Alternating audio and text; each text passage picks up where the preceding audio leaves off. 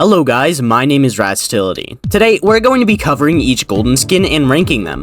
Now, I've already made a video on the same topic before. However, since then, some of these towers have gotten rebalanced, or my opinion on them just changed entirely. Also, I know that some of you guys have been getting tired of the tier lists. Don't worry, this is my last one for a while. So, with that, let's get on with the video. First off, at last place and in number 6, we got Golden Cowboy. Now, Golden Cowboy used to be ranked higher in my tier list before, but recently he's just not been a really good tower. First off, this tower is only meant to be used in solo mode because he's a spammy tower.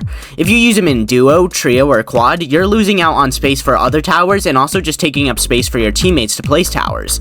This isn't his only problem either. Nowadays, with the new ecosystems, there's really no point in using his very small cash gain. Modes like PW2, Badlands, and Pizza Party barely even require economy towers because of the insane amount of cash gain you get from just playing the game. There's really no point in bringing an eco tower in solo in these modes, like at all. So if there's no point in using him in solo because you already gain enough money, and you can't use him at all in duos, trios, and quads, he's just kind of bad. This tower just suffered from power creeping, unfortunately, and this tower will be moving down from S to A+ tier. In number 5, we have Golden Minigunner. This tower is not good, like, at all. He has a really good amount of DPS, but he's just an absolutely atrocious tower in everything, like Golden Cowboy. He cannot be used in trio or quads due to his high placement limit, similar to Golden Cowboy. Not to mention, but even if you're playing in solo or duo, you're losing out on a lot of DPS if you can't put him in support range due to the sheer amount of placement spots he takes up, which is really bad. Not to mention that this dude absolutely suffers from stun spam, and also has incredibly short range. This tower is just no good anymore, and is placed above Golden Cowboy only because he has the highest DPS in the game.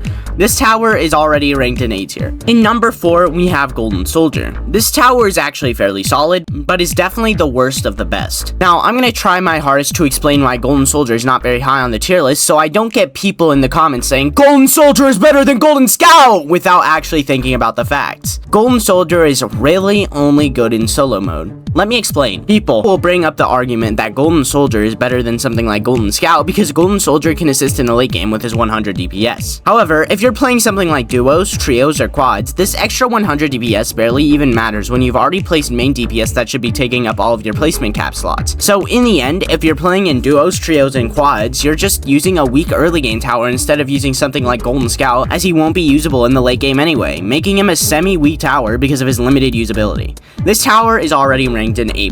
In number 3, we got Golden Scout. This tower is really good, like really good. He's by far the best early game tower at the moment due to high DPS, insane cost efficiency, high range, and can overall be used in every single mode. Again, he's by far the best early game tower in the game, and he recently even received a massive buff, making him even better when he was already completely insane. I said in my last video that Golden Scout would be receiving an S+ tier placement if he got a buff, and he did, so I'll be putting him in S+. In number 2, we got Golden Pyromancer. Now, Golden Pyromancer used to be rank 1 in my previous Golden Tower video, but this is just not true anymore because while he's still really good, there are now towers that can be compared to him. It's also because he's just very similar to Golden Crook Boss, being usable in all parts of the game. Golden Pyromancer is an all-rounder support-based tower, while Golden Crook Boss is an all-rounder DPS-based tower. Golden Pyromancer is only a sub-support, however, so this means that the Golden Crook Boss is a higher rank. Golden Pyromancer goes in S. It may not make sense to you why Golden Scout is higher than Golden Pyro on the tier list, but not the ranking here. But it's because Golden Scout is the best in his specific area, being early game, while Golden Pyro doesn't have a specific area at all. And in number 1, we have Golden Crook Boss. If you've been playing TDS for any amount of time, you should know just how much people will absolutely fawn over Golden Crook Boss, completely overrating him. I agree, he's the best Golden Tower because of how he's incredibly good at every single area. However, he's not as great as you think because while he has his pros in every aspect, he also comes with his cons in every aspect.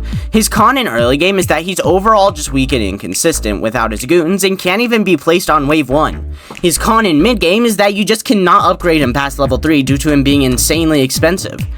His con in late game is that his goons only soak up damage on the wrong enemies due to the mass enemy spam. So overall, while he may be good, he's not as good as you think, putting him in S tier. You can find so many people fawning over how good he is, but not a single person actually using him, which I find really funny. And that wraps it up for the tier list. My name is Rastility, like and subscribe if you enjoyed, and goodbye.